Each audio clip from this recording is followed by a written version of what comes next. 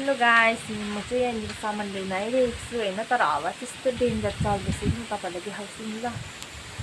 हावा चाहिँ यस्तो डरलाग्दो चल्दैछ है। अझै यहाँ फोनमा त मजाले देखेकै छैन।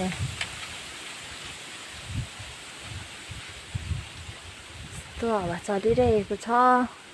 अहिले त हावा चल्ने सिजनै हो नि त। पत्करहरू झरेर मैला न मैला देखिरहेको छ रोड पनि। डढेलो पनि लगाएको रहेछ। अहिले नि डढेलोहरू लगाइसकेछ यतातिर त। अब जल्लै जङ्गलै डढेर लाग्ने बेला आइगयो।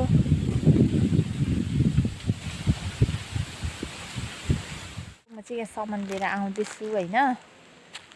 अन्त अब घर जान आँटेको। तर यहाँनिर एकजना गाउँकै दिदी छ, उसलाई पर्खिरहेको छु। हामी घर जाने बाटो चाहिँ यस्तो छ हो। दिन